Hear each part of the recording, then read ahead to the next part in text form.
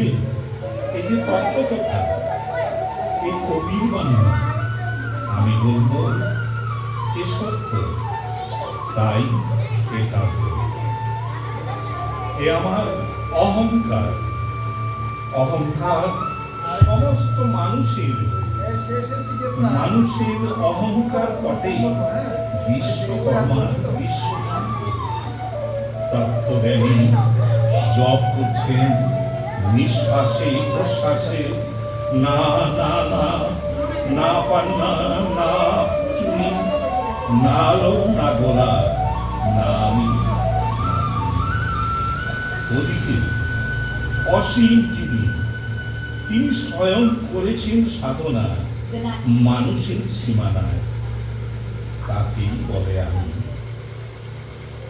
সেই আমি গহনে আলো আধারের ঘটল সঙ্গম, দেখা দিল রূপ, জেগে উঠল রস, না কখন যে উঠে হলো হাত, মায়ার মন্ত্রে রেখায় রঙে।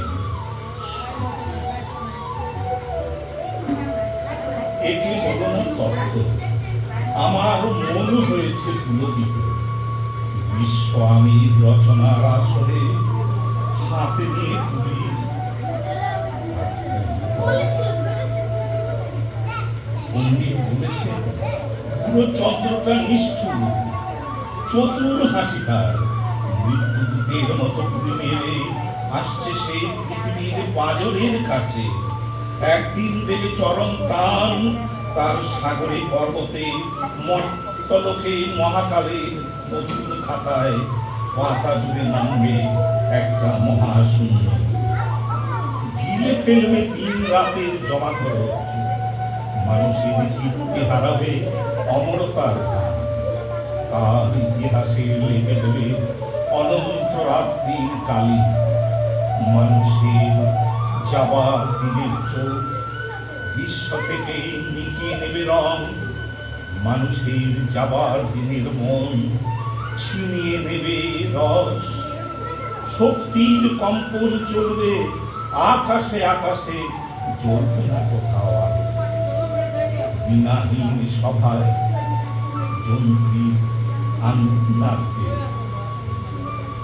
বাজবে না সুর। পবিত্রহীন বিধাতা একা রবিন বসে নীলিমাহীন আকাশে, ব্যক্তিত্ব হারা অস্তিত্বের গণিততম।